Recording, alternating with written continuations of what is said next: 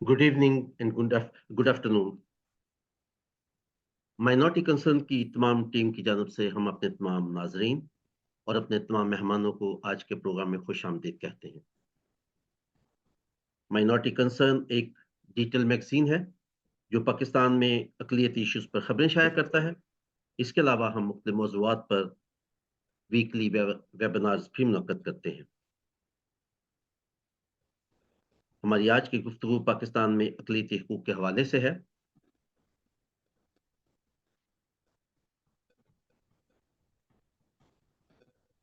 आज हमारे साथ इस मौजू पर इजहार ख्याल करने के लिए एक अहम पैनल मौजूद है जो एक तवील अरसा से इंसानी बराबरी, इंसानी वक़ार और इंसानी तरक्की के लिए मुख्तलिफ हवालों से मसरूफ़ अमल है। हमारे साथ लाला चमन लाल, सायरा सनावर, अनीका लाज़र और रेवरेंड अमजद नेमत साहब मौजूद हैं। मुझे उम्मीद है कि थोड़ी देर में हमें कैलाश कुमार साहब भी जॉइन कर लेंगे। हमारा आज का प्रोग्राम माइनॉरिटी कंसर्न के फेसबुक पेज पर भी लाइव चलेगा और बहुत से साथी उसे वहाँ पे देख सकते हैं। इसके अलावा प्रोग्राम की रिकॉर्डिंग हम कल यूट्यूब चैनल पर भी लगाएँगे और फिर काफ़ी लोग वहाँ भी उसे देख सकते हैं। हमारे आज के प्रोग्राम की निज़ामत हमारी साथी मोहतरमा समर वफ़ा करेंगी। आप एक मुतहर्रिक सियासी और समाजी कारकुन हैं। आपका ताल्लुक एक समाजी तंज़ीम मस्बा मोमन फाउंडेशन के साथ है। आप वहाँ पे प्रोग्राम मैनेजर हैं। आपका ताल्लुक फैसलाबाद के एक मारूफ सियासी घराने से है, लेकिन आजकल आप लाहौर में मुकीम हैं। मैं उनसे गुज़ारिश करूँगा कि वो प्रोग्राम को आगे बढ़ाएँ। Over to you Samar Wafa. जी, thank you very much Aftab साहब। मैं अपने तमाम साथियों को जिन्होंने हमें जॉइन किया है, कल हमें यूट्यूब पे जॉइन करेंगे, जो हमें माइनॉरिटी कंसर्न को रेगुलरली देखते हैं, और ख़ास तौर पे हमारे जो आज बहुत ही ऑनरेबल गेस्ट स्पीकर हमारे साथ हैं, उन सबको मैं इस प्रोग्राम में वेलकम कहती हूँ। हम अपने प्रोग्राम का बाकायदा आगाज़ जो है अपने एस्टीम्ड स्पीकर से इंट्रोडक्शन से करेंगे। हमारे साथ आज पैनल पे मौजूद हैं रेवरेंड अमजद यामर साहब, जो कि चेयरमैन है presidential journalism interfaith and peace harmony commission के प्रेसिडेंशियल चर्च ऑफ पाकिस्तान से। इसके साथ हमें ज्वाइन किया है मिस्टर चमन लाल ने, जो कि सीईओ है समाज सेवा फाउंडेशन से। बहुत खुशी होती है कि यंगस्टर्स बहुत अच्छी और बहुत तवील प्रोफाइल के साथ जो है वो अपने ख्यालात का इजहार करने के लिए ऐसे पैनल्स पे पहुंचते हैं। इनका ये एलुमनाई है king Abdullah bin Abdul Aziz international centre for interreligious and intercultural dialogue. इसके अलावा इन्होंने बहुत ही क्लोजली काम किया हुआ है ministry of human rights and minority affairs के साथ। इसके अलावा पंजाब में इनकी बहुत सारी खिदमात रही हैं डिफरेंट अदारों के साथ। इनकी ख़ास बात ये है कि रिसर्च इनकी स्टडीज़ इन्होंने कंडक्ट की है माइनॉरिटीज़ पे, ख़ासतौर पे हिंदू फैमिली पे, जो कि हिंदू पार्लियामेंटेरियंस पे भी इस्तेमाल की हैं, और इनका डाटा जो है वो मुख्तलिफ जगहों पे पब्लिश भी हुआ है। इसके अलावा इन्हें अवार्ड मिले हैं, human right award for the year 2021, then youth champion for minority right award 2022, और इसके अलावा इनको बहुत सारी एप्रिसिएशन भी दी जाती है, जिनमें खासतौर पर शामिल है यूएस काउंसिल जनरल की तरफ से। तो चमन साहब और यामर साहब, आप दोनों को मैं वेलकम कहती हूँ। हमारे साथ पैनल पे मौजूद है मिस अलीका लाजर। ये प्रोग्राम ऑफिसर है चैनल डेवलपमेंट एसोसिएशन पाकिस्तान में। इसके अलावा जॉइंट सेक्रेटरी है समाज सेवा फाउंडेशन। मिस अनीका जो है, इनका वॉलंटियर वर्क में एक बहुत ही तवील अरसे से बहुत ज़्यादा इनका काम है। खास तौर पे इन्होंने काम किया है फिलीपींस से बहुत सारी कम्युनिटीज़ के साथ, और वॉलंटियर करना जो है वो इनको बहुत ज़्यादा पसंद है। इसके अलावा हमें ज्वाइन किया है सायरा सनावर साहिबा ने, जो कि एक पीएचडी स्कॉलर हैं, और इस वक्त वो रशिया में मुकीम है, वैसे पाकिस्तानी बेस्ड है। 6 साल से इन्होंने डिफरेंट ऑर्गेनाइजेशन के साथ काम किया। पिछले 6 साल से इंसानी हकूक और ख़ास तौर पे मजहबी अक़लियतों पे ये काम कर रही है। जिन ऑर्गेनाइजेशन के साथ इनका ताल्लुक़ रहा, में शामिल है सूबाई वजारत ज़राए इंसानी हकूक़ और जम्मू पंजाब।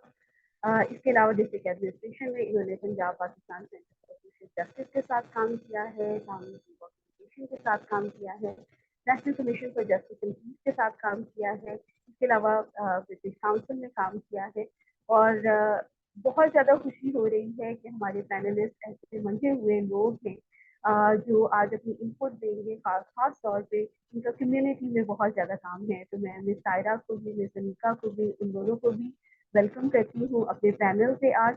हमें कैलाश कुमार साहब जो हैं वो शॉर्टली ज्वाइन करेंगे और उनका ताल्लुक मास्टर पीस एक प्लेटफॉर्म है, वहाँ पे वो पीस और इंटरफेस हार्मनी एम्बेसडर हैं और बहुत सारी खिदमात उनके लिए सस्टेनेबल डेवलपमेंट काम के हवाले से। तो मैं अपने प्रोग्राम का आगाज़ कुछ इस तरह से करती हूँ कि 1948 में 1948 इंसानी तारीख का बहुत ही एक इम्पोर्टेंट साल था, क्योंकि उस साल में इंसानी हकूक़ का आलमी इलामिया जो है वो जारी किया गया, यानी declaration on human rights, universal declaration. इस इलामिये ने कम अज़ कम ये कर दिया कि पूरे आलमी दुनिया को एक प्लेटफॉर्म पे ले आए कि इसके बाद जो है तमाम दुनिया के इंसान का वो किसी भी खित्ते, फिरके, मज़हब, रंग, नस्ल, कौमियत से ताल्लुक़ रखते हैं, सबके हकूक़ जो हैं वो बराबर। और जितने भी लोग इंसानी हकूक़ के ज़िम्मे में आते हैं, क्योंकि सारे ही इंसान हैं, अब उनके साथ कोई ज़्यादा सलूक नहीं किया जाएगा। हर किसी की इज़्ज़त और तकरीम बराबर है, हर किसी की आज़ादियाँ बराबर हैं और तमाम इंसान जो हैं वो भाईचारे के रूप में एक-दूसरे से मुंसलिक हैं। अब हम लोग आज बात करने वाले हैं पाकिस्तान की रिलीजियस माइनॉरिटीज़ के हवाले से। कुछ ग्रुप ऐसे भी हैं अभी दुनिया में जो अभी भी अपने हकूक़ की जंग लड़ रहे हैं। ये सारी अलामिये के बावजूद और बहुत सारी ट्रीटीज़ और कन्वेंशन साइन करने के बावजूद बहुत सारे ममालिक जो हैं अभी भी नाकाम रहे हैं कि अपने ममालिक में बसने वाले जितने भी गिरोह हैं उनको पूरी तरीके से इंसानी हकूक़ मुहैया किए जा सकें। पाकिस्तान में अक़लियतों के हवाले से भी अगर बात की जाए तो आईन पाकिस्तान जो है वो कहता है कि इसके तमाम शहरी जमहूरियत की रूह से बराबर है, क्योंकि एक जमहूरी मुल्क है और यहाँ पे सबकी आज़ादियाँ, सबकी इंसानी हकूक़ की पासदारी की जाएगी, सब शहरियत में बराबर है और हमारी अक़लियतों को भी उनके हकूक़ दिए। इससे बहुत सारी चीज़ें डिबेटेबल भी हैं और बहस होती रहनी चाहिए कि इससे चीज़ें इम्प्रूव होती हैं। लेकिन हम आज स्टेज पे हैं जहाँ पे हम अपनी पाकिस्तान में बसने वाली मज़हबी अक़लियतों को ख़ास तौर पे मद्देनज़र रखते हुए हमारा प्रोग्राम इस सिलसिले में होगा। तो मैं इसी से बात बढ़ाते हुए सबसे पहले सवाल करना चाहूँगी चमन लाल साहब से कि ठीक है, हमारे पास यूनिवर्सल डिक्लेरेशन भी मौजूद है, आईन पाकिस्तान भी मौजूद है और रिटन चीज़ें बहुत सारी और होंगी। लेकिन फिर भी ऐसी कौन-सी वजूहात हैं? क्या वो वायलेशंस हैं? क्या वो डिस्क्रिमिनेशन के पहलू हैं, जिसकी वजह से अभी भी पाकिस्तान में कहा जाता है कि अक़लियतें ना महफूज़ हैं, ना ही अभी उनको जो है वो उनके हक़ जो हैं वो मुनासिब तौर पर मिल रहे हैं। तो चमन लाल साहब आप मुझे सुन सकते हैं? जी, बिल्कुल, मैं सुन सकता हूँ। जी, सबसे पहले तो मैं तो चाहूँगी कि मैं आप जी, जी, प्लीज़। जी सबसे पहले तो माइनॉरिटी कंसर्न और आफ्ताब मुगल साहब का शुक्रिया अदा करना चाहूँगा कि उन्होंने एक प्लेटफॉर्म प्रोवाइड किया सो दैट हम जो माइनॉरिटीज़ के इश्यूज हैं वो दुनिया तक और अपनी कम्युनिटीज़ तक और अपनी जो पाकिस्तान के लोग हैं उन तक पहुंचा सकें। सबसे पहले जो आपने क्वेश्चन किया इसमें काफ़ी जो है पहलू आ जाते हैं, स्पेशली अगर हम सोशल पहलू देखें तो इसमें डिस्क्रिमिनेशन जो है वो आपको ग्राउंड रूट लेवल से स्टार्ट होकर इंस्टीट्यूशनल लेवल है वहां तक आपको डिस्क्रिमिनेशन नजर आएंगी। इवन दो के हमारी जो रिप्रेजेंटेशन है वो लिमिटेड रिप्रेजेंटेशन दी जाती हैं। इवन 1947 में अगर आप देखें जब पाकिस्तान बना था तब जो हमारी असम्बलीज हैं उसमें 24 to 25% जो रिप्रेजेंटेशन दी गई थी, लेकिन अभी आप देखें कि वो कहाँ पे लाके खड़ी कर दी है। और वो रिप्रेजेंटेशन जो है हमारी वो भी सिलेक्टेड होती है, पार्टीज के अपने ही नुमाइंदे होते हैं और वो हमारे जो हैं इलेक्टेड रिप्रेजेंटेटिव्स नहीं होते। क्रिश्चियन कम्युनिटी के रिप्रेजेंटेटिव्स के बारे में हमारे कोलीग्स यहाँ पे बैठे हैं वो बेटर जानते हैं। लेकिन मैं कुछ ऐसे भी हमारी अपनी हिंदू कम्युनिटी के जो रिप्रेजेंटेटिव्स हैं उनके बारे में जानता हूँ, जिनकी तरफ तरफ से ये स्टेटमेंट्स आती थी कि हम आपके वोट्स की वजह से नहीं है, हम तो अपने दम पे आए हैं। तो जब ये सिचुएशन है तो इसका मतलब कि हमें जो पूरी कम्युनिटीज हैं उन्हें कम्प्लीटली निग्लेक्ट किया जा रहा है। तो एक ये चीज हुई, और दूसरा फ्रीडम ऑफ वर्शिप जो है। और इसका अगर आप सिनेरियो देखें तो 2021 में जब भोंग मंदिर पे अटैक हुआ था, और रिसेंटली जो है जड़ावाला वाला इंसिडेंट देख लें, या करक मंदिर का जो टेढ़ी का वाकया देख लें, तो प्रॉब्लम ये है कि हम प्रोएक्टिव जो है अप्रोचेस यूज नहीं करते, हम जो रिएक्टिव अप्रोचेस की तरफ ही जाते रहते हैं। बाद में केसेस चलते हैं और उनको माफ कर दिया जाता है। और इवन दो कि हमारे जो रिप्रेजेंटेटिव्स इलेक्टेड नहीं, जो सिलेक्टेड रिप्रेजेंटेटिव्स हैं वो खुद कह देते हैं कि हम जो है दिल बड़ा करके उन्हें माफ कर रहे हैं, और इसी तरह से ये इंसिडेंट्स फिर आगे बढ़ते रहते हैं। और यहाँ पर मैं एक और चीज आपको बताता चलूं कि जो भोंग मंदिर का इंसिडेंट हुआ था रहीम यार खान का, वहां से उसके बाद हमारी आधे से ज्यादा जो है भूंड शहर से हिंदू कम्युनिटी डिफरेंट मुकामात पर, और काफी घर जो हैं वो माइग्रेट हो चुके हैं टुवर्ड द नेबरिंग कंट्री। तो ये एक कंसर्न है जिसकी वजह से एक खौफ की लहर जो है हमारे लोगों में बिठा दी जाती है। और सिमिलरली एक जो हमारे ऊपर तमाम कम्युनिटीज के ऊपर एक इवन दो मेजोरिटी पे भी तलवार लटक रही होती है, miss use of the blasphemy law. यहाँ पर मैं एक चीज मेंशन करना चाहूंगा कि हमारे ही रहीम यार खान के का एक बच्चा, एजुकेटेड बच्चा, उस पे उसके दोस्तों ने ही ब्लास्फेमी के एलिगेशंस लगाए, और इट्स अबाउट टू 1 ईयर उसका केस लेने को कोई तैयार नहीं है। और दूसरा मैं यहाँ पे बताता चलूं कि 2019 में नौतन राम का इंसिडेंट हुआ था डहरकी में। तो अभी रिसेंटली जो है जो सिंध हाई कोर्ट है उन्होंने उसे नौतन राम जी को जो है बाइज्जत बरी किया है कि वो एलिगेशन झूठे थे। अब सोचने वाली बात ये है कि जो 5 साल लगाए उनके जेल में गुजरे, मतलब उस उन्हें तो लाइफ टाइम जो है जेल दी गई थी, या उसके बाद ये जो 5 साल गए हैं ये किस खाते में गए हैं, ये किसी को कोई आइडिया नहीं है। वीक इम्प्लीमेंटेशन होती है लॉज की। इवन दो कि अगर आप देखें हमारे चाइल्ड मैरिज रिस्ट्रेंट एक्ट बना हुआ है, ठीक है, सिंध में। अ, वो अगर आप देखें तो मेजोरिटी कम्युनिटी, नो डाउट बेटियां सबकी साझी होती हैं, ये हम माइनॉरिटीज वाले एक्सेप्ट करते हैं। लेकिन ये है कि जब 2011 का केस आता है तो ये आपको ऑफिशियल स्टेटमेंट मिल जाएगी गूगल पे पड़ी हुई, कि सिंध गवर्नमेंट की ही ये स्टेटमेंट है कि हमने 2011 को लाहौर से वापस लाने के लिए 33 लाख रुपए जो है यूज किए हैं। तो वहीं पे जो हमारी बेटियां होती हैं क्रिश्चियन कम्युनिटी, हिंदू कम्युनिटी की, तो उनकी जब जबरी मजहब तब्दीली या उनकी ऑब्जेक्शन होती हैं, तो अब हम पे इतना पैसे तो नहीं लगा रहे होते, एटलीस्ट हमारी जो FIRs हैं, हमारी जो कंप्लेन्स हैं वो तो सुने ना। FIR जो है वो प्रॉपर सेक्शंस के साथ लॉन्च करने के लिए आप एटलीस्ट इतनी तो हमारी जो इंस्टीट्यूशनल्स हैं या लॉ इन्फोर्समेंट एजेंसीज हैं, उनको आप इतना तो कैपेबल बनाएं कि वो हमारे इन इश्यूज को सही तरह से लेके चल सके। और दूसरा, अगर हम एजुकेशनल इंस्टीट्यूट्स में देखें तो वहां पर यहाँ पर मैं एक फैक्ट जो है तमाम लोगों के सामने रखना चाहूंगा। रिसेंटली जो है 2023 में हमारे ही एक डिस्ट्रिक्ट रहीम यार खान से 3 बेटियों की जो है जबरी मजहब तब्दीली हुई। वो बेटियां शाम को जो है एकेडमी पढ़ने के लिए गई हैं, शाम को एकेडमी पढ़ने गई हैं, और नेक्स्ट डे पता चलता है कि वो रात को पूरे घर वाले ढूंढते रहते हैं, नेक्स्ट डे पता चलता है वो कि वो मियाँ मिठो की दरबार पे बैठी हुई हैं, और वो वहां पर जो है इस्लाम कबूल कर रही हैं। तो मियाँ मिठो को जो है UK की गवर्नमेंट ने सैंक्शन लगाए, तो हम जो है उन सैंक्शंस को हटाने के लिए हमारी तरफ से ये कोशिश हो रही होती है कि सैंक्शंस लगाने के बाद एक कॉन्फ्रेंस बुलाई जाती है हमारे गवर्नमेंट की ही तरफ से इस्लामाबाद में।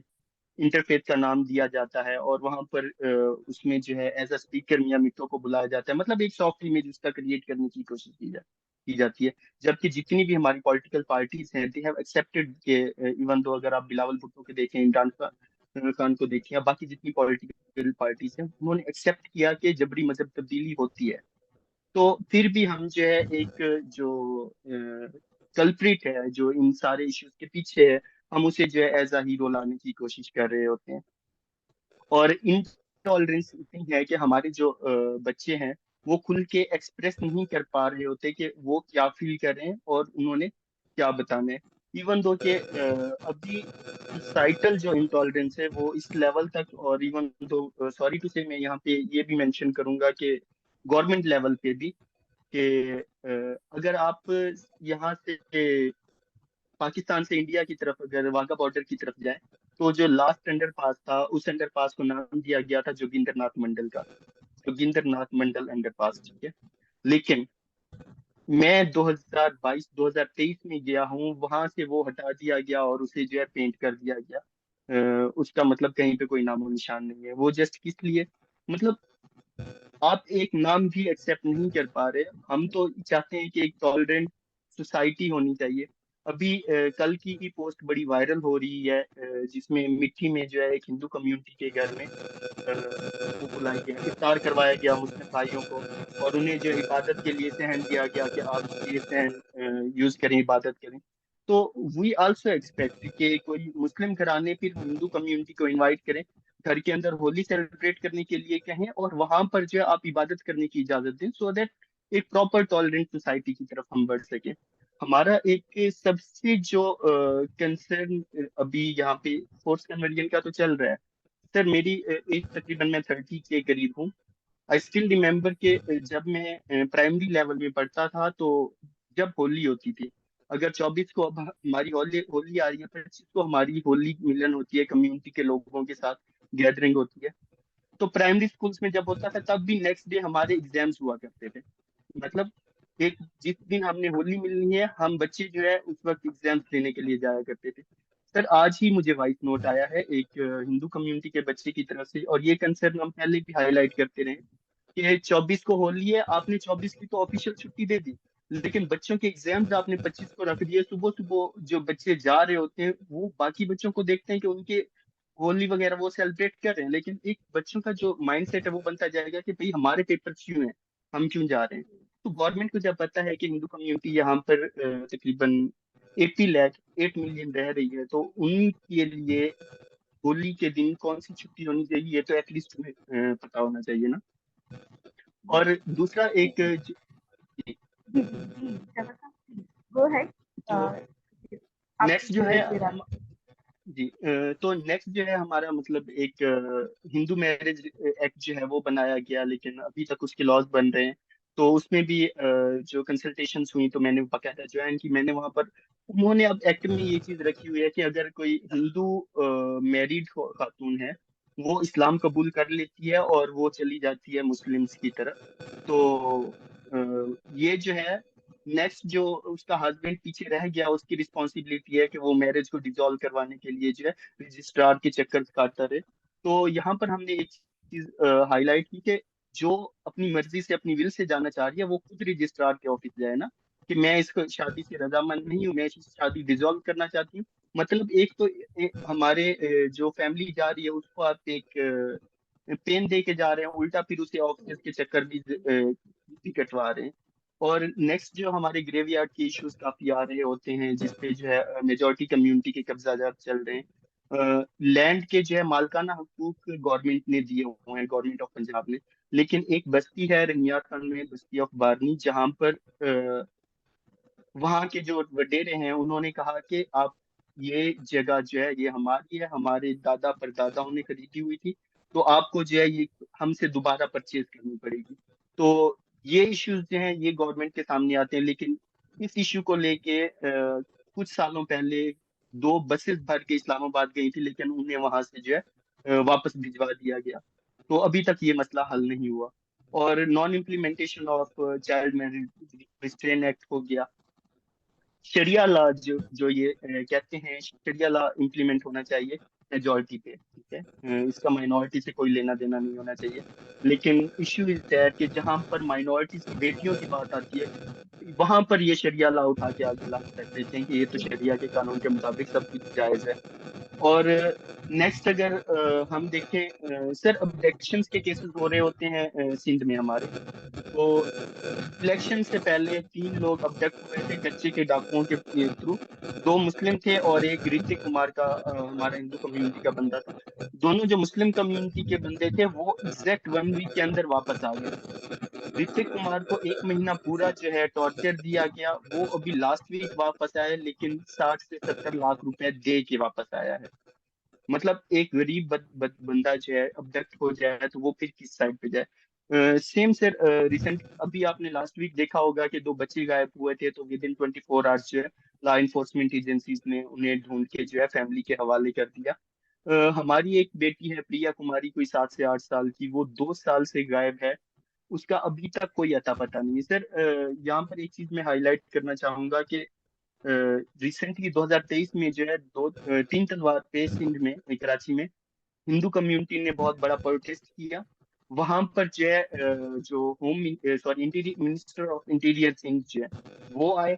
उन्होंने कहा कि हम जो है आपके जो लोग अबडक्ट हैं या मिसिंग हैं उन्हें कच्चे के डाकुओं से विद इन 24 आवर्स जो है आपको वापस ला देते हैं। सिर्फ इमेजिन करें कि विद इन 24 आवर्स वो वापस आ गए। तो फिर प्रिया कुमारी अभी तक नहीं आ पाई।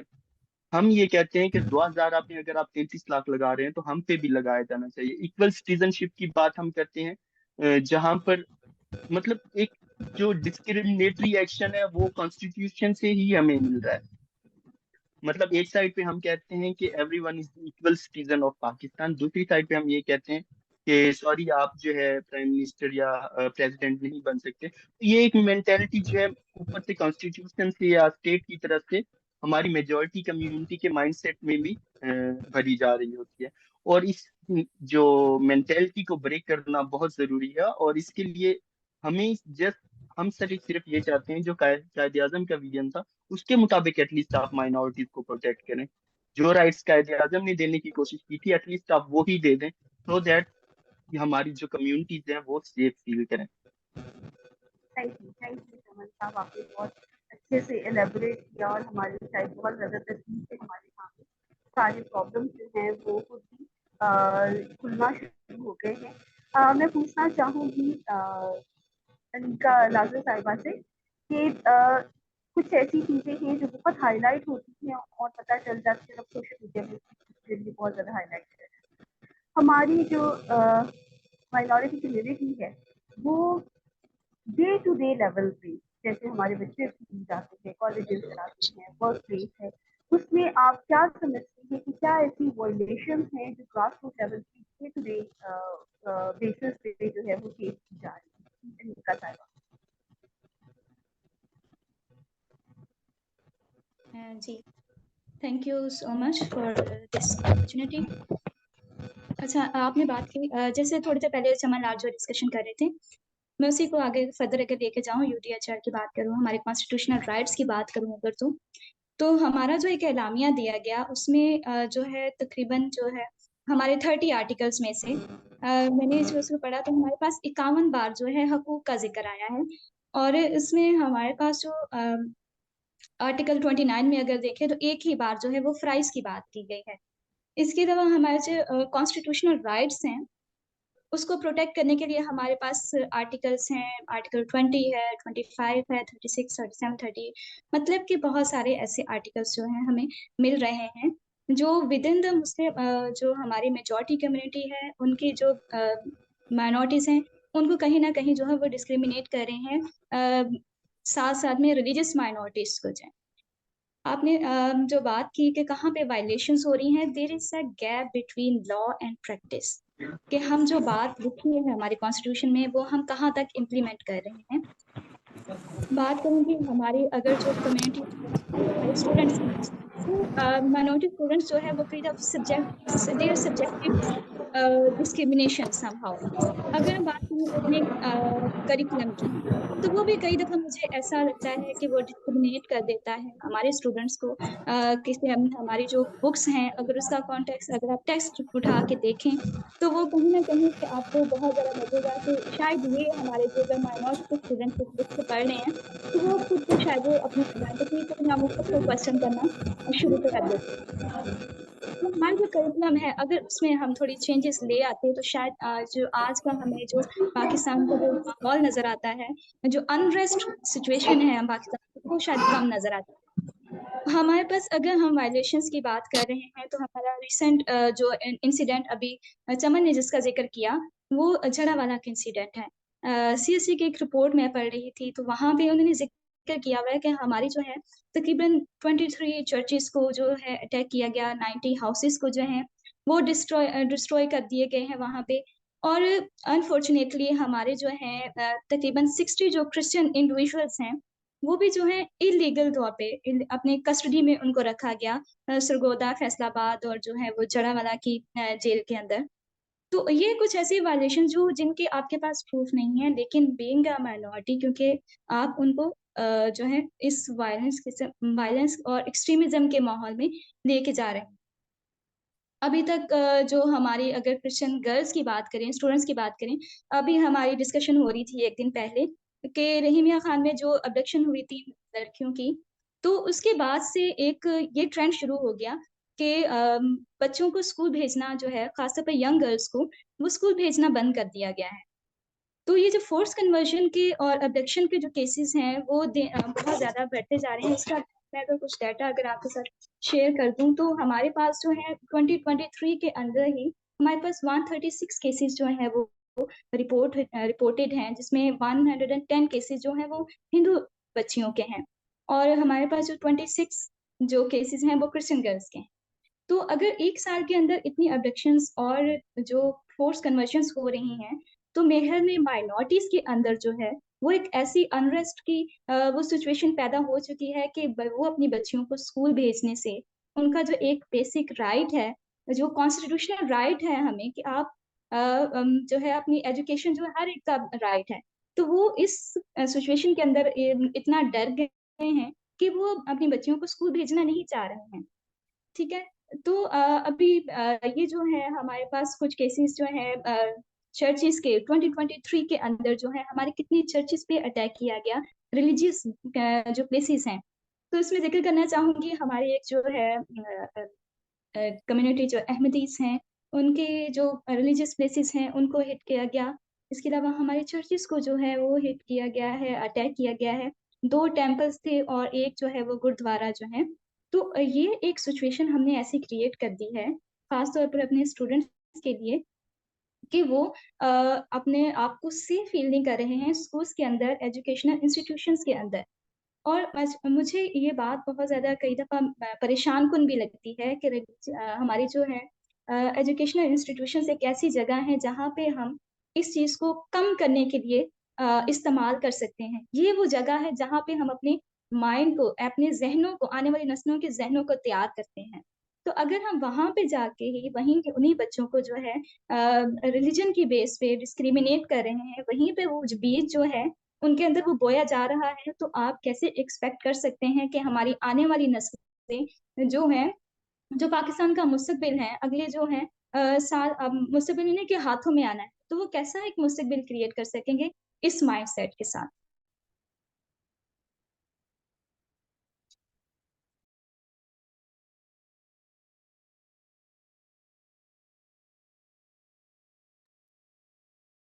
समर, अपने आप को अनम्यूट कीजिए। जी जी। जैसे जैसे हम आगे बढ़ते जाएंगे तो मेरा ख्याल है कि हम ज़्यादा इस पे रोशनी डालते जाएंगे कि हमारी वायलेशन जो है वो किस किस्म की और किस किस जगह पे हो रही है। मैं भी सायरा से सॉरी पूछना चाहूँगी कि हम लोग जब ये डिस्क्रिमिनेशन और वायलेशन की बात कर रहे होते हैं, हेलो, तो क्या एक्सक्यूज ये मी सिस्टर, जी आपकी तरफ से शोर बहुत आ रहा है, जरा इसको जरा देखें कैसे इसका हल हो सकता है। शोर आ रहा है प्लीज। अ, जी अभी कुछ बेहतरी है? अब आप बेहतर है सुन सकते समर हैं मुझे? जी, बेहतर है बिल्कुल। हाँ, बेहतर है। जी। अब फिर शोर हाँ, हो गया। मेरा ख्याल आप अगर अपने जो चलिए हेडफोन है चलिए ना, मैं डिवाइस को होल्ड कर लेती हूँ ताकि वो, हाँ, ये अपने ना अब आप हेडफोन्स मुझे अगर आप बताइए। इसको डिस्कनेक्ट करेंगे ना, तो मेरा ख्याल शायद ये बेहतर हो जाएगा। जरा इसको चलिए कनेक्ट कीजिए। क्योंकि दफा ना वो एक्सेप्ट नहीं कर रहा होता। जी, अभी आप मुझे सुन सकते हैं प्रॉपर्ली? जी, अब ज्यादा बेहतर है। अब ज्यादा बेहतर है, आपकी चलिए, आवाज भी काफी, उसका ठीक है। जो पेस है वो काफी बेहतर है और क्लियर भी है। थैंक यू वेरी मच जी, सो जी, मच। बहुत माजरत इस डिस्टॉर्शन के नो लिए। वरीज, नो वरीज, जी, नो वरीज। मैं मिस सायरा से पूछना चाहूँगी कि हम लोग ये जो डिस्क्रिमिनेशन और वायलेशंस की बातें कर रहे हैं, क्या ये सिर्फ़ और सिर्फ़ उन लोगों में है जो हमारा कम पढ़ा-लिखा तबका है, या हमारी जो पढ़े लिखे लोग हैं, या हमारे ऐसे वर्किंग क्लास है जो ऑफिसेज में है, जो कहीं ना कहीं कंट्रीब्यूट करी है, ये डिस्क्रिमिनेशन, ये सारी इम्तियाजी सलूक क्या वहां पे भी फेस करना पड़ते हैं? आप जरा इस पे अपना हमें बताइएगा, अपनी राय दीजिएगा। जी मिस, बहुत शुक्रिया कि आपने मुझे मौका दिया कि मैं इस क्वेश्चन के ऊपर अपना इनपुट दे सकूं। बेसिकली इस क्वेश्चन का जो आंसर है वो देना काफी मुश्किल है, क्योंकि हमारे मुआशरे के अंदर डिफरेंट तरह की सोच के लोग एग्जिस्ट कर रहे हैं।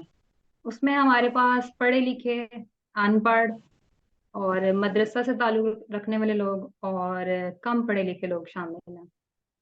बेसिकली हमारे पास 3 कैटेगरी के लोग हैं।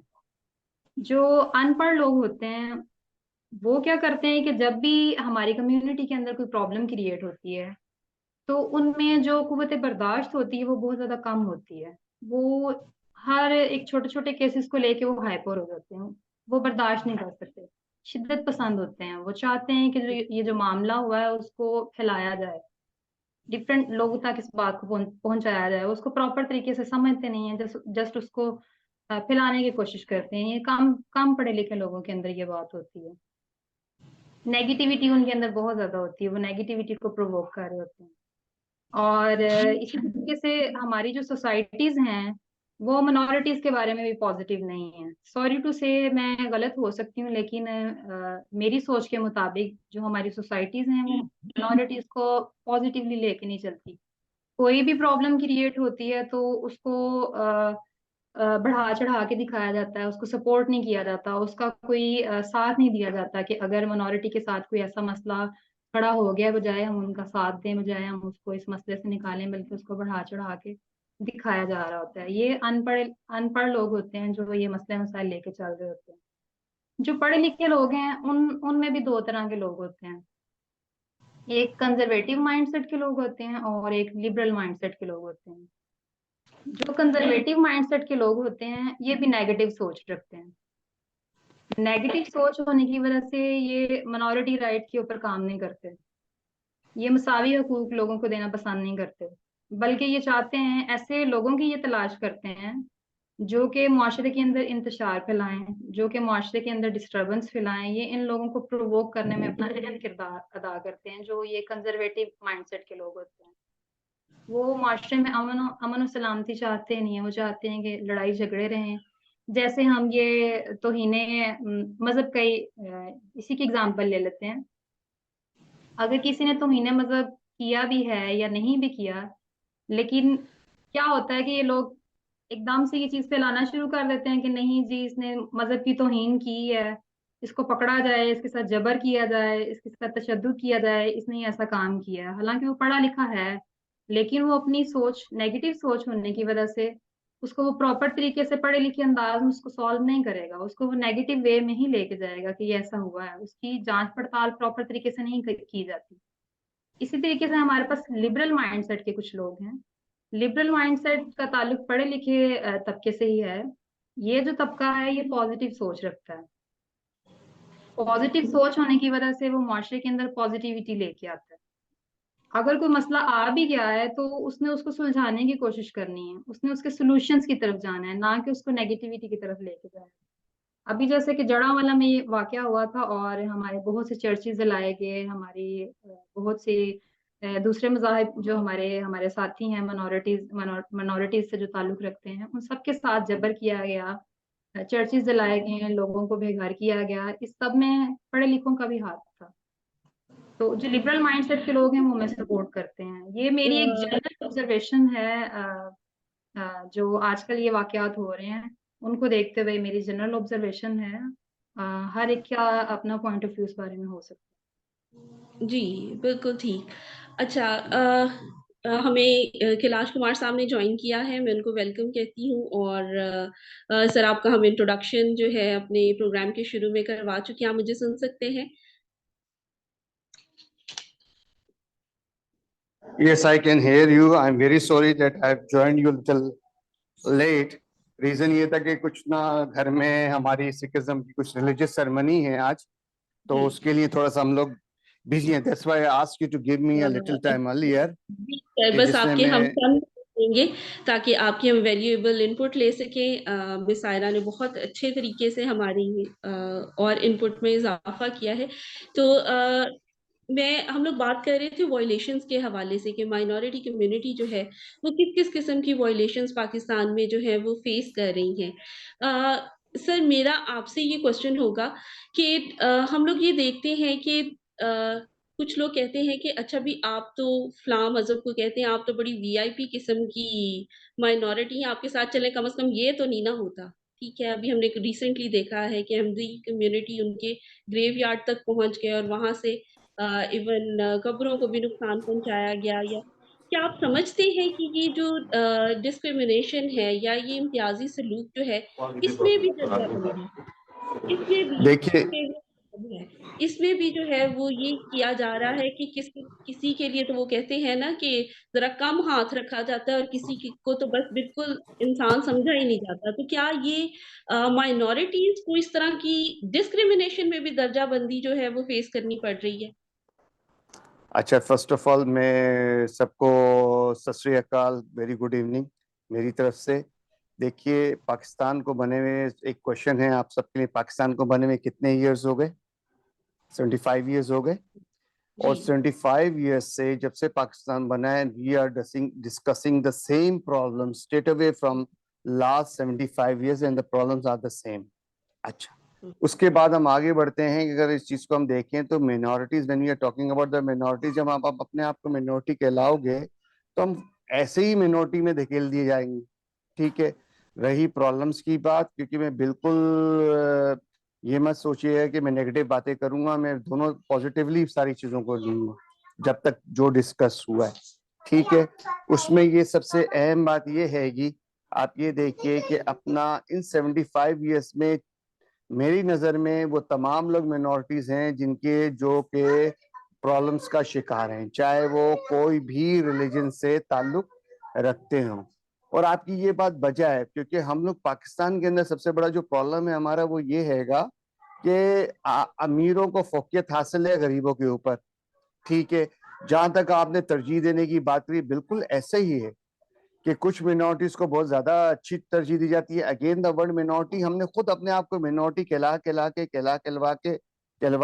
के अपने आप को मिनॉरिटी में धकेल दिया है. आज भी हम किसी फोरम पे बात करते हैं तो मैं टोटली इसके अगेंस्ट होता हूँ कि हम क्यों मिनॉरिटी हैं भाई. पाकिस्तान बनाने में हमारा हाथ है. पाकिस्तान का वोट हमारी क्रिश्चियन कम्युनिटी के एक वोट से पाकिस्तान बना है, फिर भी मिनॉरिटी. किस बात की मिनॉरिटी, और हम क्यों मिनॉरिटी हैं? सो फर्स्ट ऑफ ऑल भी हमें अपने दिमाग से ये बातें निकालनी होंगी, क्योंकि देखिए, मैंने I myself as a 53 years old, और मैं तो अपने जितनी यूथ है जिससे भी बात करता हूँ, मेरे को कम से कम अपने में ये अवेयरनेस सबको दो कि भाई हम मिनॉरिटीज नहीं, हम पाकिस्तानी हैं. हम कोई तीसरे दर्जे के शहरी नहीं है. रही बात हमारी जितने भी इस वक्त गवर्नमेंट के अंदर जो हमारी मिनॉरिटीज को रिप्रेजेंट करते हैं, उसको भी मिनॉरिटीज कहते हैं कि जी ये मिनॉरिटी का नुमाइंदा है, ये मिनॉरिटी का नुमाइंदा है. और सबसे बुरी बात हमारे मिनॉरिटी के नुमाइंदों में, मैं यूज कर रहा हूँ अभी वर्ड मिनॉरिटी के नुमाइंदों में, ये हमेशा रिजर्व सीट के ऊपर आ रहे. भाई इलेक्शन लड़के क्यों नहीं आ रहे? कम से कम ये हम आज तक यही पास आउट नहीं, अपने लेजिस्लेशन में यही पास आउट नहीं करा सके कि भाई सबको एक दर्जा दिया जाए. वोटिंग के हक में सबको वोट जब किया जाए तो ना उस ये ना देखा जाए कि जी ये क्रिश्चियन कम्युनिटी के हल्के से खड़ा हुआ है, ये हिंदू कम्युनिटी से, या सिख. एज अ पाकिस्तानी जो इस वक्त का जो अवेयरनेस देनी है हमने लोगों को, वो ये देनी है कि हमें एज अ पाकिस्तानी ट्रीट किया जाए. मेरी नजर में इस बात पे जोर देना है, ना सिर्फ के मिनॉरिटीज का ठप्पा लगा के हमें नीचे धकेलते जाएं. रही बात कम्युनिटी लेवल पे, सबसे ज्यादा इस वक्त द सेकंड लार्जेस्ट अगर हम देखें कम्युनिटी के अंदर, तो हमारे हिंदू कम्युनिटी है ओवरऑल सिंध को मिला के और सबको मिला के, और क्रिश्चियन कम्युनिटी है, और सबसे ज्यादा जितने भी चैरिटेबल वर्क और जितने भी आप कम्युनिटी लेवल के वर्क है वो हमारी कम्युनिटीज करती हैं। स्कूलों को ले लो, हॉस्पिटल्स को ले लो, ठीक है, उसके अंदर डॉक्टर्स हमारे आते हैं, नर्सेज हमारी आती हैं, सारे स्कूल्स हमारे सर्व कर रहे हैं। ये तमाम मुसलमान बच्चे पढ़ा के एक अच्छी पोजीशन पे लेके जा रहे हैं। उस वक्त तो कोई बात नहीं करता कि भाई मिनोरिटी के स्कूल में क्यों जा रहे हो, ठीक है। आप आज जिस करिकुलम की मेरी बेटी जो बात कर रही थी, इस करिकुलम के लिए हम पत्नी कब से लड़ रहे हैं, कितने लड़ते रहे हैं, देखें ये चीजें चेंज कभी भी होने वाली नहीं है। आप कोशिश करते रहे, लेकिन एक ही चीज को करते रहे कि हमने बहुत पहले जब रिलीजियस फर्स्ट हमारे पास इंटरनेशनल कॉन्फ्रेंस पाकिस्तान में थी, that time I was advised कि भाई एक सिंपली जो इथिक्स हम बचपन में पढ़ते थे, वो एक तो इथिक्स का सब्जेक्ट दोबारा ले आओ स्कूल्स के अंदर। सेकेंडली कुछ इंटरफेथ एंड हार्मनी के सब्जेक्ट्स आपने डिफरेंट चैप्टर्स उसके अंदर आप चाहे पाकिस्तान स्टडीज में डालो या किसी एथिक्स की बुक्स में डालो जरूर, ताकि जो न्यू जनरेशन आ रही है वो मच अवेयर है। अभी तक जितने भी वाकयात होते हैं वो सारे वाकयात स्पेशली हमारी क्रिश्चियन कम्युनिटी के साथ होते हैं। क्यों होते हैं भाई? हम उनके स्कूल में पढ़े, उन्होंने हमें पढ़ा लिखा कर हमारे बच्चों को, मुसलमान बच्चों को, सिखों के बच्चों को, हिंदुओं के बच्चों को एक आला दर्जे पे ले गए, ठीक है। तो आखिर उन्हीं के साथ ये क्यों? और ये सब चीजें पंजाब में बहुत ज्यादा है, सिंध में तो ना होने के बराबर है। आप फोर्स कन्वर्शन की बात कर रहे थे, देखिए फोर्स कन्वर्शन के पीछे भी बहुत सारी चीजें हैं जो हम खुद अपनी कम्युनिटी में भी देखते हैं, ठीक है। और भी ऐसे मसाइल बहुत हैं फोर्स कन्वर्जन के अलावा जिसको हम हाईलाइट करते हैं इन चीजों के अंदर, कि फोर्स कन्वर्जन ही पे ज्यादा बात नहीं करनी चाहिए। होता है फोर्स कन्वर्जन, उसमें बहुत सारी दोनों तरफा, समटाइम्स दोनों तरफा हम क्या, it's a mutual understanding between the boys and the girls. That's why the day by day the जो फोर्स कन्वर्जन के केसेस है वो बढ़ते चले जा रहे हैं, जुल्म होता चला जा रहा है। हम कहते हैं जुल्म है, जब निकाल के देखते हैं तो चीजें कुछ और निकल रही होती है। तो मैं तो बस यही दरख्वास्त करूंगा कि ये अच्छा एक फोरम इन्होंने बनाया है, और जिसमें आप कोशिश ये की जाए कि आहिस्ता आहिस्ता अवेयरनेस लोगों को ये दी जाए कि मिनोरिटीज के अल्फाज को खत्म किया जाए। आप देखिए ना, बगैर बगैर किसी कंपेन के, बगैर किसी इलेक्शन के कंपेन के, बगैर कोई इश्तिहारात लगाए, आखिर नौजवानों ने पीटीआई के हक में कितना वोट दे दिया। उसके पीछे रीजन पीटीआई नहीं थी, उसके पीछे इमरान खान की अवेयरनेस थी। तो हमारे बड़े बुरे भी ये अवेयरनेस दे अपनी तमाम तमाम बच्चों को, तमाम लोगों को, कि भाई मिनोरिटी का अल्फाज खत्म होना चाहिए, मतलब जो मैं समझता हूँ। बाकी रही जी बात कि किसी को तरजीह दी जाती है, किसी को तरजीह नहीं जाती, तो मुसलमानों के साथ भी सेम प्रॉब्लम। बात अमीरों को ज्यादा फोकियत है और गरीबों को कम फोकियत है, ये सब प्रॉब्लम सबसे बड़ा यही है। स्टेटस को पीपल है हम लोग। जी, thank you very much sir, thank you. बहुत अच्छा लगा, आपका अलग से एक पॉइंट ऑफ व्यू जानने का मौका मिला है, और जिसमें ओवरऑल जो बात है वो दर्जाबंदी के हवाले से ज़्यादा इकोनॉमिक पॉइंट ऑफ व्यू से आ रही है। अदरवाइज़ ये है कि वो सोशल कोहेजन की बात कर रहे हैं कि अगर अवेयरनेस देनी है तो फिर तमाम लेवल पे सबके लिए दी जाए। थैंक यू वेरी लेवल पे मच दी। सर फॉर अच्छा, योर मैं पॉइंट एक ऑफ चीज व्यू। और एडअप करता जाऊं, क्योंकि फर्स्ट टाइम मेरी इस फोरम के अंदर मैं आया हूं। मेरे लायक कोई खिदमत हो कराची के अंदर, मैं पूरा साल आंखों का operation I cataract free of cost करता हूं। उसमें कोई रिलीजन की कैद नहीं है, कोई भी भेज सकता है। नंबर इसमें आ गया होगा आप लोगों के पास। Full year free of cost रहेगा। उसके अलावा कोई मेडिकल टेस्ट हो वो भी फ्री ऑफ कॉस्ट है। It's totally free of cost for the humanity, ठीक है। Thank thank you you very जी। मच। मैं ये फोरम से अभी जाऊंगा क्योंकि मेरे घर में इस वक्त सेरेमनी चल रही है मेरे जी, रिलीजियस। जी, जी, बिल्कुल, ओके, बहुत सो शुक्रिया नाइस टाइम ऑफ यू। देने के लिए। थैंक यू, जी, थैंक यू। सेम हियर, अल्लाह हाफिज। थैंक यू सर, बहुत अल्लाह शुक्रिया आपका टाइम देने का। मिस और मैं थोड़ी सी इनपुट देना चाहूंगी प्लीज। जी, जी, प्लीज़, प्लीज़ मिस सायरा। हाँ जी, अभी सर जो बात कर रहे थे कि हमारी कम्युनिटी में बेसिकली, मेजोरिटी कम्युनिटी में बेसिकली क्या है कि उनके पास लीडर्स मौजूद हैं। लीडर्स मौजूद होने की वजह से उनके पास एक प्रॉपर राइट वे है कि उन्होंने चलना किस तरह से है, किसको फॉलो करना है, कौन सा लीडर है, कैसे हमने अपने जो हमारे राइट्स हैं कैसे हमने वो लेने हैं। हमारा मसला क्या है, माइनॉरिटी का मसला क्या है कि हमारे पास कोई लीडर ही मौजूद नहीं है। हम किसको फॉलो करें, हम किसको आइडलाइज करें।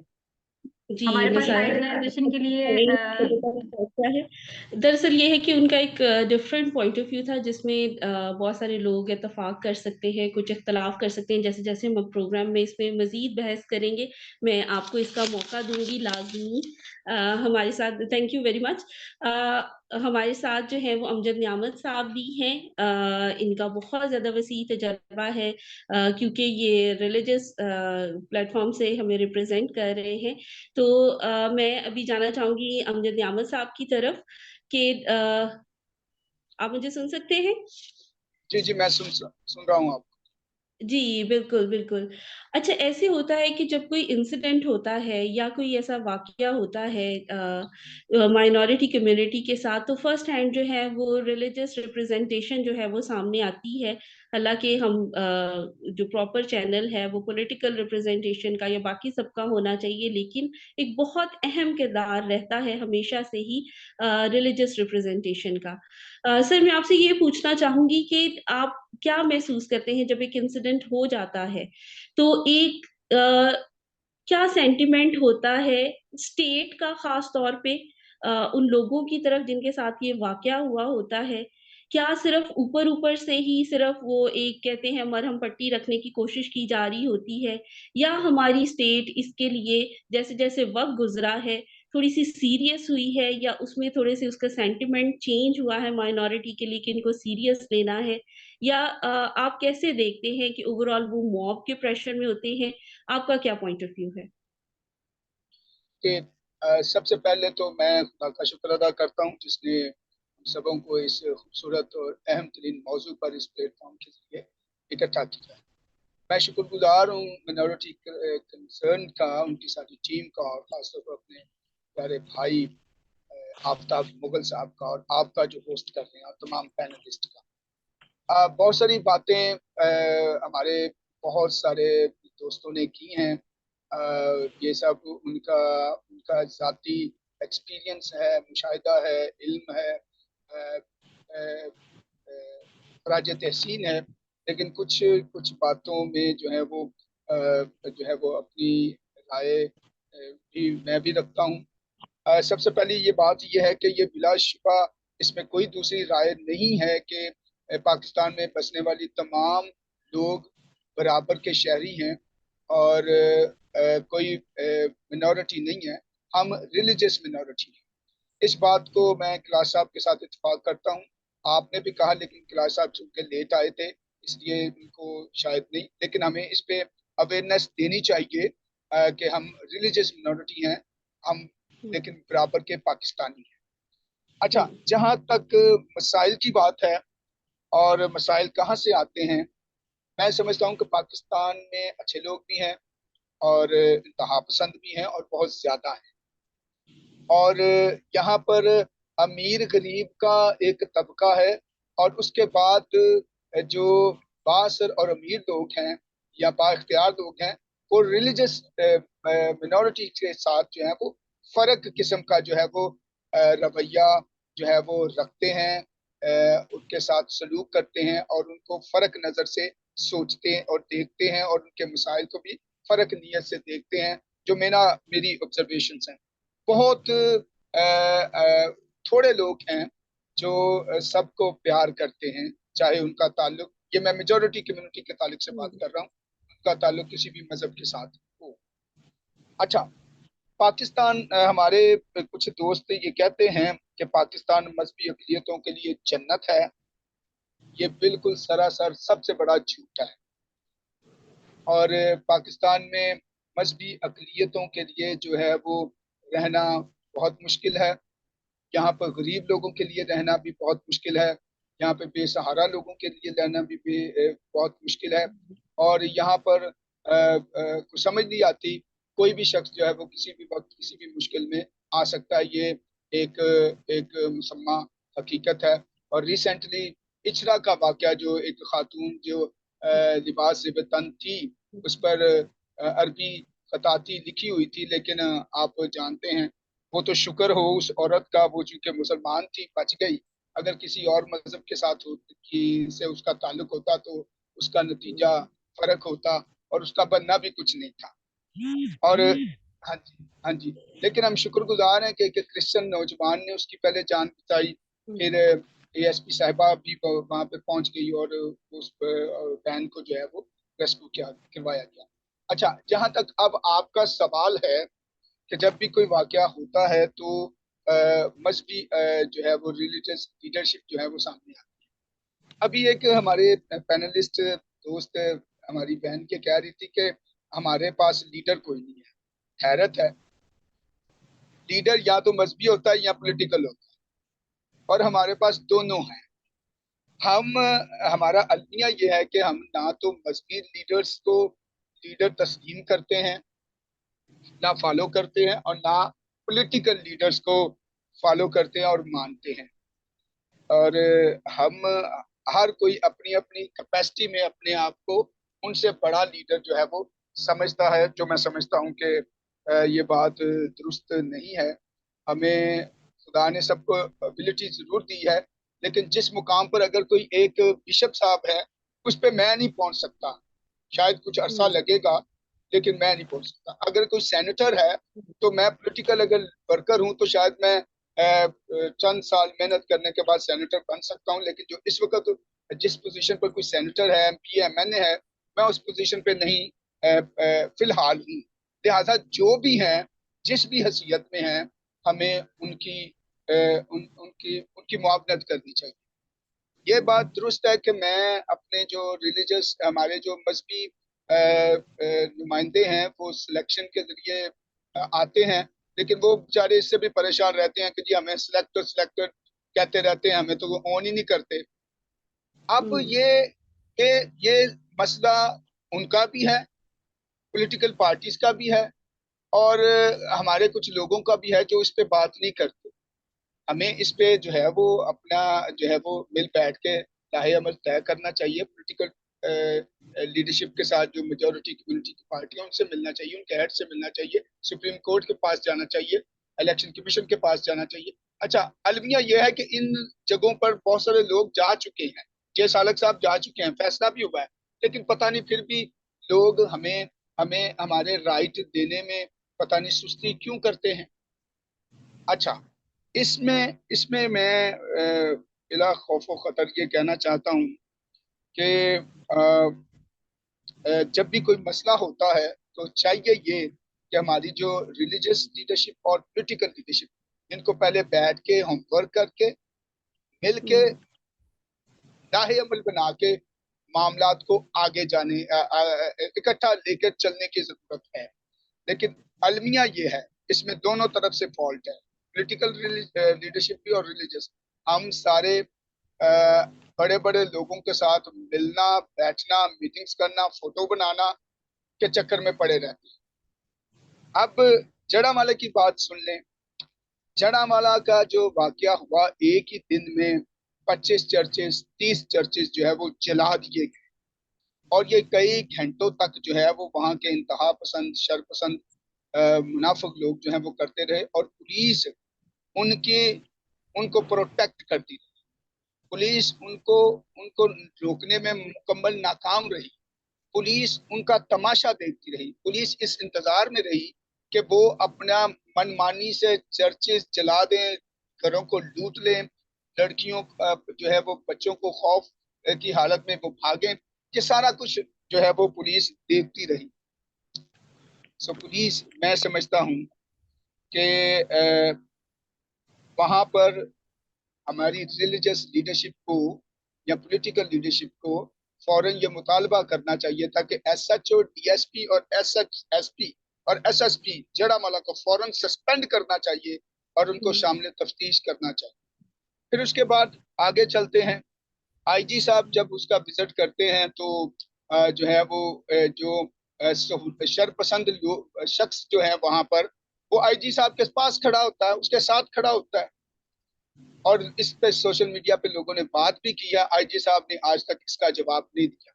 हम शुक्रगुजार हैं कि वहां पर उस वक्त के निगरान प्राइम मिनिस्टर साहब गए, वहां पर जो है वो इस वक्त के मौजूदा जो है वो चीफ जस्टिस सुप्रीम कोर्ट जो है वो गए, और सिपा सलार ने भी एक चर्च लीडरशिप की एक मीटिंग बुला ली। मैं भी उस मीटिंग का हिस्सा थी। बहुत अच्छी बातें हुई, अहम बातें हुई। लेकिन अभी तक इंसाफ नहीं मिला। अभी तक जो है वो हम परेशान हैं। बल्कि असल सूरत हाल ये है कि जो मुकामी पादरी साहबान हैं, लोग हैं जो मुतासिर हुए हैं, उनको मुकामी मेजोरिटी कम्युनिटी के लोग थ्रेट करते हैं, धमकाते हैं, डराते हैं कि आपको कौन बचाने आएगा, आपने हमारे साथ ही उठना बैठना है, सुलह करवा देते हैं, ये है वो है। तो ये सारे वाकयात ये हैं। तो और मेरी दरख्वास्त है, मैं अपनी रिलीजियस लीडरशिप को भी ऑन करता हूँ, पॉलिटिकल लीडरशिप को भी ऑन करता हूँ, और मेरी उनसे दरख्वास्त है कि बजाय वो तस्वीरें बनाने की बजाय कि पॉजिटिव जो है वो लाहे अमल बनाएं और कम्युनिटी के मसाइल के हसूल के लिए और इस तरह के वाकयात से निपटने के लिए और इंसाफ के हसूल के लिए जो है वो जदोजहद करें।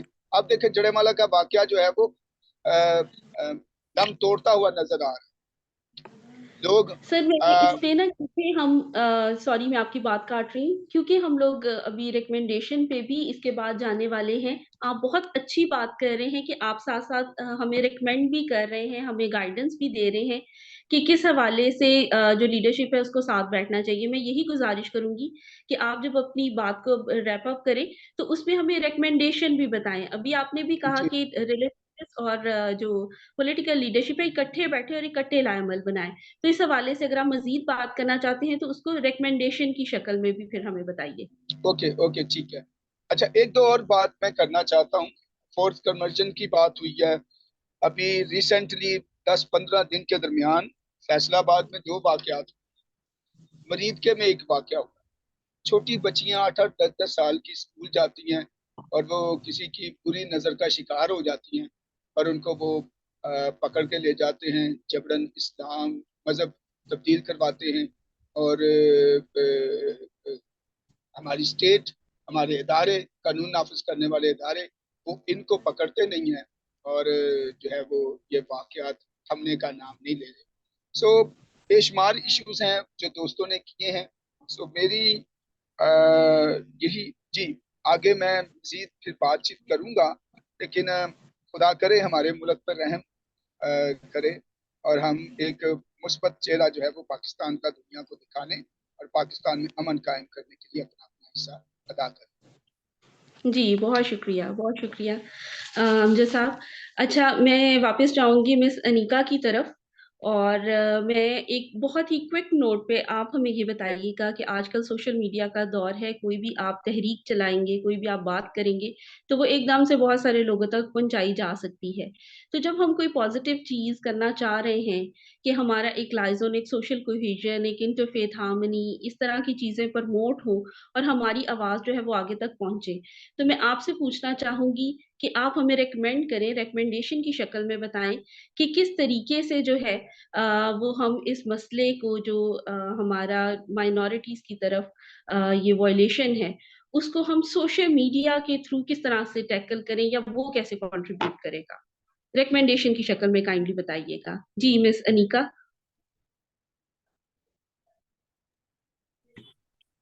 Thank you so much Samar. ये क्वेश्चन बहुत ज़्यादा इम्पोर्टेंट है, क्योंकि अगर हम इस मसले को हल करने की कोशिश करें तो जहाँ पे हमारे पास बहुत सारे स्टेक होल्डर्स के बारे में मैं सोच रही थी, तो मीडिया मेरे ख्याल में एक बहुत इम्पोर्टेंट जो है वो स्टेक होल्डर है हमारा, क्योंकि जहाँ पे हमने कोई भी अपनी बात पहुँचानी हो तो हम इसको एक इम्पोर्टेंट मीडियम के तौर पर इस्तेमाल कर सकते हैं। सोशल कोहेजन की बात की तो मीडिया पे मैं ये बात करना चाहूँगी कि अगर आप कोई भी अगर गलत खबर, गलत तो नहीं कहूँगी कि लेकिन कोई ऐसी खबर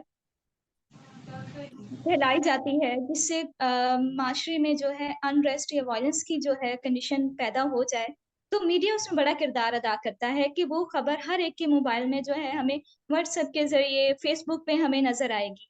तो इसी तरह अगर मीडिया जो है अपना रोल प्ले करे, पॉजिटिव चीज़ों को सामने लेके आए, सक्सेस स्टोरीज को लेके आए सामने, कि अगर कहीं पे बहुत एक अच्छी मिसाल है, जैसे आज का जो है रमज़ान का महीना है, बहुत से लोग इफ्तार करवा रहे हैं अपने जो मुस्लिम दोस्तों को। क्रिश्चियन फैमिली जो है, मैं कल वीडियो देख रही थी कि उन्होंने जो है पूरा महीना जो है उनके लिए इफ्तार का इंतज़ाम किया है। तो ये ऐसी एग्जाम्पल्स हैं जिसके ज़रिए हम जो है एक दूसरे को करीब लाने की भी कोशिश कर सकते हैं। अभी रिसेंटली हमारा जो है क्योंकि रमज़ान से पहले जो है कुछ स्टूडेंट्स ने होली की जो है अपने सेलिब्रेशन की है, तो उसको भी हमने जो है वो मीडिया पे काफ़ी हाईलाइट किया और दिखाया, जिसमें हमारे साथ हमारे मुस्लिम बहन भाई ने भी शिरकत की, उनके साथ जो उनकी खुशियाँ बाँटी। तो ऐसे जो त्योहार हैं, पॉजिटिव एग्जांपल्स हैं, अगर इनको हम जो है मीडिया पे लेके आएँ और लोगों को एक में सोशल मीडिया के थ्रू एक कैंपेन चलाएँ कि अवेयरनेस रेज़ करें कि हमारी जो है एक डाइवर्स कम्युनिटी एग्ज़िस्ट करती है।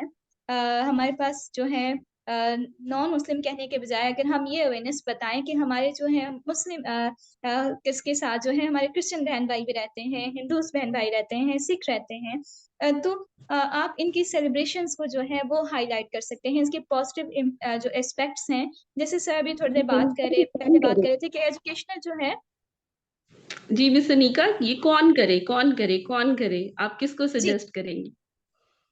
जी, मैं वही बात कर रही थी कि जैसे मैं एक जो है सीएसओ के साथ एंगेज हूँ, चैनल डेवलपमेंट एसोसिएशन के साथ, तो हम जो है कोई भी हमारा हमें कोई पैगाम देना होता है, तो हम ज़रूर जो है सोशल मीडिया के थ्रू जो है फेसबुक कैंपेन जो है हम उसके थ्रू ये पैगाम पहुँचाते हैं। रिसेंटली इलेक्शन के से रिलेटेड हमने एक कैंपेन की वोटर एजुकेशन से कि आप अपना वोट कैसे डालें।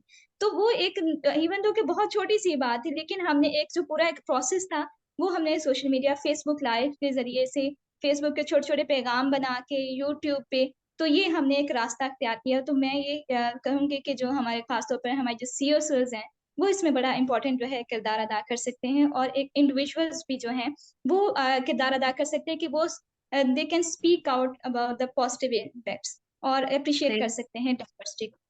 जी, thank you very much, very valuable inputs. मैं चमन लाल साहब के पास जाना चाहूँगी। अ, चमन साहब, आप ज़रा आपके पूरे तजर्बे को देखते हुए आप हमें रिकमेंडेशन की शक्ल में बताइएगा कि हमारी रियासत जो है और हमारी माइनॉरिटी के रिलीजियस माइनॉरिटी के अपने पॉलिटिकल लीडर्स, ये बहुत बड़े स्टेक होल्डर हैं इस पूरे इश्यू के।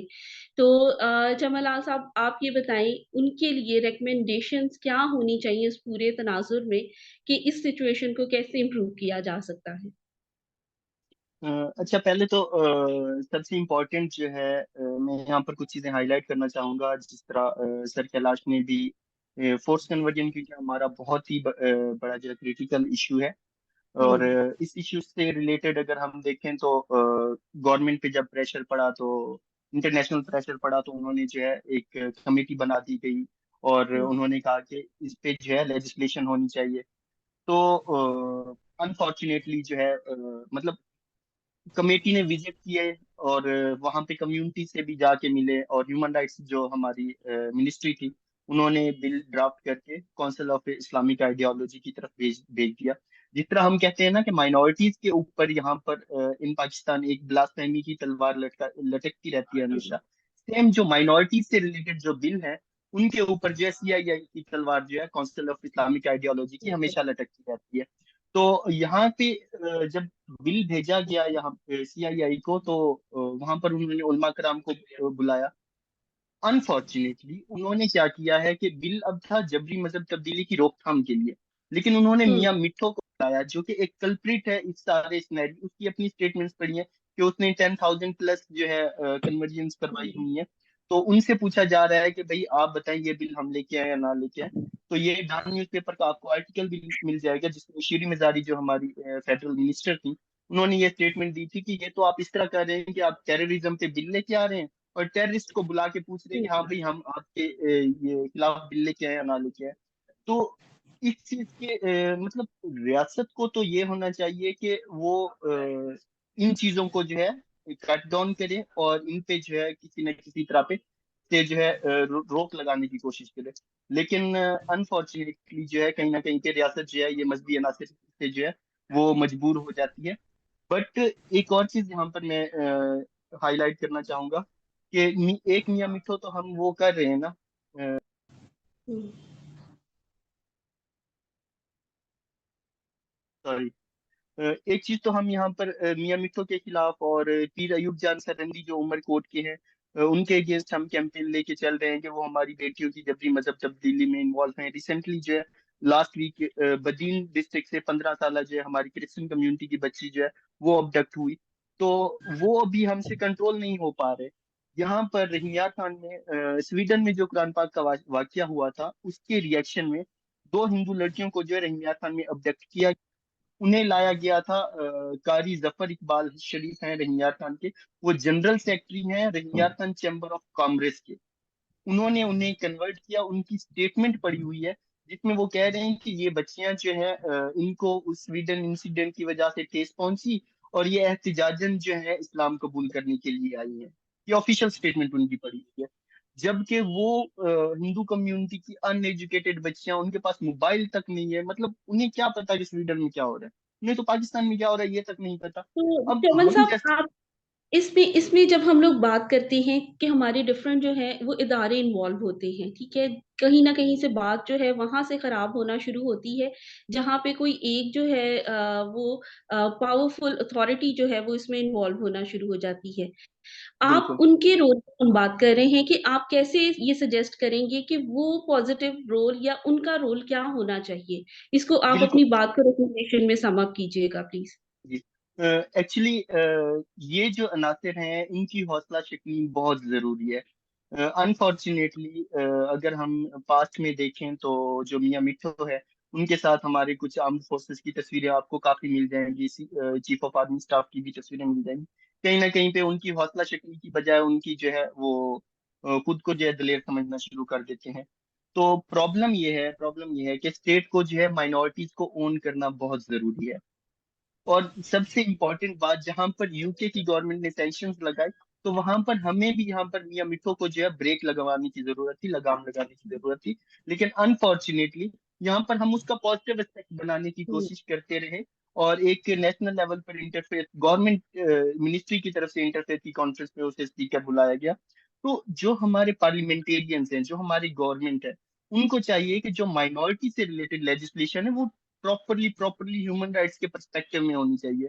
उसे जो है शरिया के साथ कनेक्ट करके माइनॉरिटीज को की हौसला शिकनी नहीं करनी चाहिए। माइनॉरिटीज की फ्यूचर का यहाँ पे माइनॉरिटीज की बका का मामला है, माइनॉरिटीज की फ्यूचर का मामला है। जिस तरह मैंने आपको बताया कि एक अब्डक्शन होती है तो वहां पर 20 से 25 या 40 जो फैमिलीज हैं वो अपनी बेटियों को घर एजुकेशनल इंस्टीट्यूट से बाहर निकलवा देते हैं। It's a complete genocide, slow genocide. तो यहाँ पर जो है स्टेट को आगे आना चाहिए, यहाँ पर जो इंस्टीट्यूशंस हैं उन्हें आगे आने चाहिए, यहाँ पर हमारे पार्लियामेंटेरियंस को आना चाहिए। यहाँ पर जिस तरह सर ने कहा, सर अमजद ने, कि हमारे जो पार्लियामेंटेरियंस हैं हम उनको ऑन करते हैं, बट अनफॉर्चुनेटली उनके पाँव में बेड़ियां बंधी हुई हैं। वो रियासत की तरफ से भी बंधी हुई हैं और वो हमारी जो क्या कहते हैं पॉलिटिकल पार्टीज हैं उनकी तरफ से भी बंधी हुई हैं। उनमें तो इतना, वो तो अपनी मर्जी से इतना भी नहीं कर पाए कि जब ये फोर्स कन्वर्जन वाला बिल टर्न डाउन किया गया, इन प्रोटेस्ट वो असेंबली छोड़ के बाहर आके प्रेस कॉन्फ्रेंस कर सकें, वो इतना भी नहीं कर सकते। हम चमन ये लाल साहब, चाहते हैं। जी, sorry to cut you. Chaman Lal साहब, अगर हमारी जो सेंट्रल एग्जीक्यूटिव्स हैं जितनी पार्टीज की, अगर उन तक रसाई करके अगर उनको किसी बिल्कुल तरीके से कन्विंस कर लिया जाए एक लेवल लेवल प्ले फील्ड पे कि कुछ गिव एंड टेक के हम वोटर्स की स्ट्रेंथ दिखा के या कुछ भी, तो मेरा ख्याल है आपका इस पे क्या टेक है कि ये रास्ता बिल्कुल आसान हो पाएगा?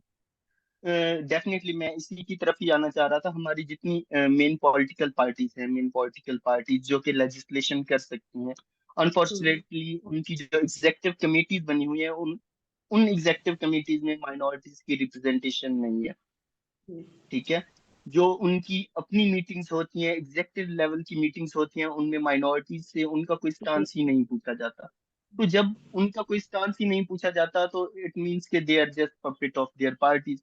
उन्हें जहां पे यूज करना कर लिया, अदरवाइज उनकी कोई वर्थ नहीं है। दैट्स व्हाई हम क्या चाहते हैं कि जो माइनॉरिटीज के रिप्रेजेंटेटिव्स हैं उनको पॉलिटिकल पार्टीज अपनी एग्जेक्टिव कमेटी में लेके आए। माइनॉरिटीज के इश्यूज हैं उनसे रिलेटेड जो है एटलीस्ट साल में एक बार, 2 बार मीटिंग्स जी, होनी चाहिए। माइनॉरिटीज कम्युनिटी, माइनॉरिटीज के तमाम पॉलिटिकल पार्टीज के रिप्रेजेंटेटिव्स को बुला के कि आपके इश्यूज क्या हैं, हम इनको कैसे सॉर्ट आउट कर सकते हैं, हम जी, आपके लिए जो है रिलैक्सेशन कैसे लेके आ सकते हैं। अब जैसे कि थैंक यू। हमारे जी, जी, यहाँ पर मैं आपका एक और चीज point। बताना चाहूंगा, लास्ट थिंग, अभी रिसेंटली जो है हमारी गवर्नमेंट ने बिल पास किया है, शायद ये आप लोगों की नजर से गुजरा या नहीं, कि जो रिसर्च टॉपिक्स हैं इन पीएचडी या एमफिल, उनको लिंक किया गया है इस्लाम के साथ, या मतलब कुरान के साथ जो है आप उसे लिंक करके रिसर्च कर सकते हैं उनको। तो ये रिसेंटली सेनेट में बिल पास हुआ था। तो हम ये कहते हैं कि ठीक है, आप अगर उस वे में रिसर्च को लेके जा रहे हैं, साइंस को रिलीजन से कनेक्ट करना चाह रहे हैं, तो बाकी रिलीजन को भी इतना आप स्पेस देना कि अगर कोई हिंदू कम्युनिटी का चमन लाल कोई पीएचडी पे रिसर्च कर रहा है, तो मैं अपने सनातन धर्म से कनेक्ट करूं उसे, और उसे जो है इंडोर्स करने वाले आपके पास उतने प्रोफेसर या वो भी होने चाहिए, टैलेंटेड जो है एकेडमिया भी होनी चाहिए। तो कुछ चीजें हैं जिसमें रियासत को जो है थोड़ा सा संभल के ही कदम उठाने चाहिए। और हम तो यही रिक्वेस्ट करेंगे कि हमारे जो ये कंसर्न है, मिसयूज ऑफ ब्लास्फेमी लॉज, और स्पेशली जो हमारा फोर्स कन्वर्जन का कंसर्न है, इसको सॉर्ट आउट करने के लिए हमारे माइनॉरिटीज के पार्लियामेंटेरियंस, तमाम पॉलिटिकल पार्टीज, और स्पेशली जो स्टेट के लॉ इन्फोर्समेंट एजेंसीज हैं, उनको आगे आने की जरूरत है। जी, थैंक यू वेरी मच। बहुत ही अच्छी इनपुट।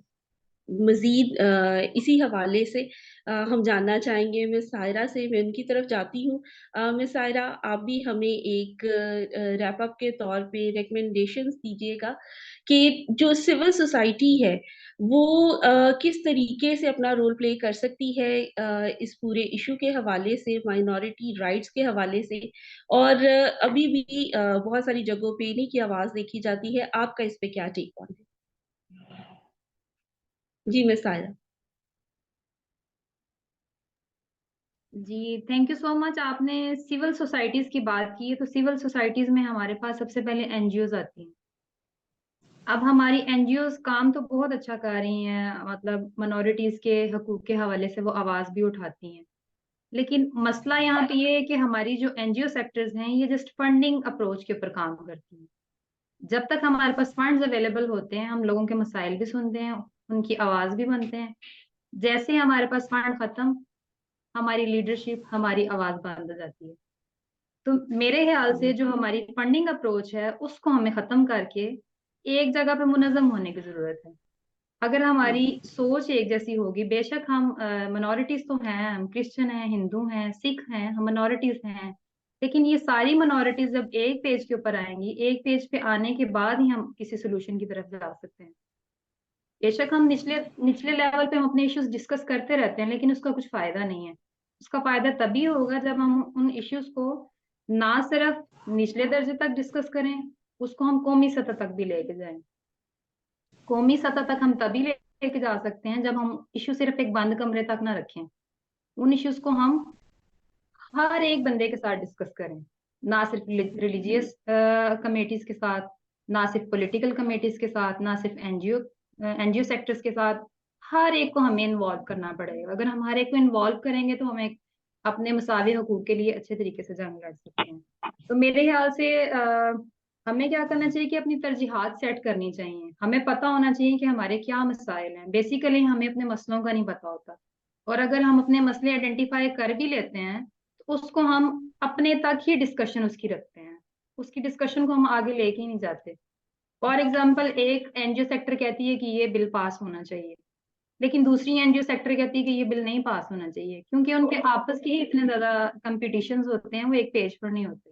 जब तक हम एक पेज पर नहीं आएंगे, तब तक हमारी आवाज कोई नहीं सुनेगा। मेरी रिकमेंडेशन यही है कि हमें एक पेज पर रह के बात करनी चाहिए। सोशल मीडिया का हमें यूज करना चाहिए ज्यादा से ज्यादा, सारे इदारों को इन्वॉल्व करके हम सोशल मीडिया पे जितनी अपनी कैंपेन्स कर सकते हैं, जितने अपने आप अपने मसाइल्स को हम सामने ला सकते हैं, वो सोशल मीडिया हमारा एक बेस्ट प्लेटफॉर्म है अपनी आवाज को उठाने के लिए। Thank you so much. जी, thank you miss Saira. Very concise and I really appreciate that. जी, लास्ट कमेंट के लिए मैं जाना चाहूंगी अमजद नियामत साहब के पास। सर, एक दफा फिर आपको जहमत दूंगी, जस्ट लास्ट एक कमेंट कि आपकी तरफ से, क्या हम ये हारी हुई जंग लड़ रहे हैं? क्या जब हमारा कॉन्स्टिट्यूशन उसमें कुछ ऐसी चीजें हैं जो हम समझते हैं कि मुतनाज़ हैं, जब हमारी लॉ एंड ऑर्डर की सिचुएशन जो है माइनॉरिटीज के लिए वो हमें इतनी होपफुल नजर नहीं आती है, जब हमारी कोशिशें जो हैं वो एक पेज पे नहीं है, तो सर आप बताइए, इस हवाले से रेकमेंड कीजिए कि क्या ये हारी हुई जंग है जिसे हमें लड़ना है, और इसमें रिलीजियस जो हमारा एस्पेक्ट है, रिलीजियस रिप्रेजेंटेशन है, उसकी तरफ से आप क्या रिकमेंड करना चाहेंगे?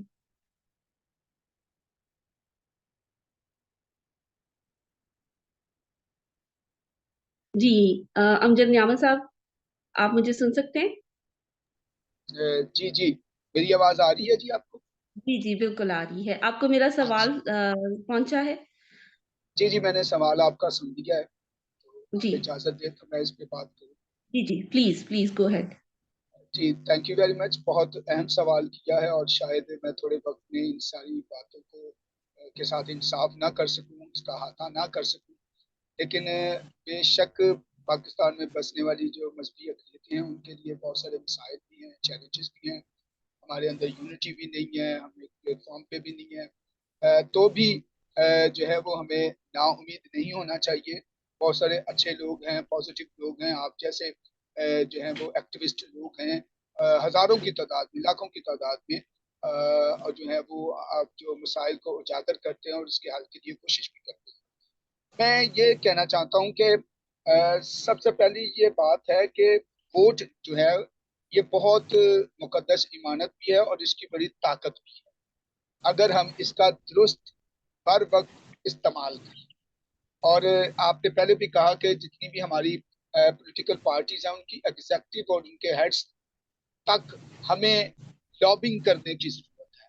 हर इश्यूज पे हम उस वक्त तक कामयाब नहीं होंगे जब तक हम लॉबिंग ना करें। इसके लिए वसाइल भी दरकार हैं, इसके लिए अच्छे दोस्त भी दरकार हैं, इसके लिए लाइक माइंडेड होना भी बड़ा जरूरी है। सो खुदा करें कि ये सारी चीजें जो लवाजमात हैं, रिक्वायरमेंट हैं, खुदा पूरी करे, हम एक पेज पे आए, बैठें, वसाइल भी हों और हम इस पे लॉबिंग कर सकें। अब मैं गुजारिश ये करना चाहता हूँ कि हम पाकिस्तान के शहरी हैं, लेकिन पाकिस्तान के शहरी जो बासर लोग हैं या जो शरपसंद लोगों को तहफ़्फ़ुज़ देते हैं, वो हर इदारे के अंदर मौजूद है, हर इदारे, हर डिपार्टमेंट, हर जगह पर मौजूद है। मेरी उन सब से दरख्वास्त है, अगर हम पाकिस्तान को खुशहाल पाकिस्तान बनाना चाहते हैं, पूरी दुनिया पाकिस्तान की तरफ देखती है और पाकिस्तान का मुस्बत चेहरा हम दिखाना चाहते हैं, तो हम उनसे ये मुतालबा सिर्फ करते हैं कि वो आईने पाकिस्तान के मुताबिक जो मजहबी अक़लियतों के हकूक हैं हमें वो दिए जाए। कायदे आज़म मोहम्मद अली जिन्ना बानी पाकिस्तान की जो पहली दस्तूर इसाज असम्बली में उन्होंने फरमाया था, हमें उसके मुताबिक जो है वो हकूक दिए जाए। और चूंकि ये इस्लामिक रियासत है, जब बना था पाकिस्तान उस वक्त तो नहीं थी, इस्लामी रियासत बाद में बन गई। चलें, हम चाहते हैं कि कुरान मजीद में जो मजहबी अक़लियतों के बारे में तालीमात हैं, हमें उसके बारे में हर मुसलमान अपने कुरान मजीद में जो तालीमात हैं उसके मुताबिक जो है वो पाकिस्तान में बसने वाली अक़लियतों को जो है वो तहफ़्फ़ुज़ दिया जाए। अलमिया ये है, हम ये तकरीरें सुनते ज़रूर हैं, आईने पाकिस्तान की तशरीहात सुनते हैं, बानी पाकिस्तान की तकरीर सुनते हैं, हम अपने मुसलमान भाइयों से इस्लामिक तालीमात सुनते हैं, लेकिन इस पर अमल होता हुआ हमें नजर नहीं आता। हमारी गुजारिश है कि इन पर अमल किया जाए और पाकिस्तान में हर एक शहरी जो है वो अमन के साथ रहे और सबको बराबर के हकूक दिए जाए। Thank you very much. Thank you very much, thank you very much. बहुत शुक्रिया आज के हमारे जितने भी तमाम स्पीकर्स जिन्होंने हमें ज्वाइन किया और अपनी बहुत ज़्यादा वैल्यूएबल इनपुट दी।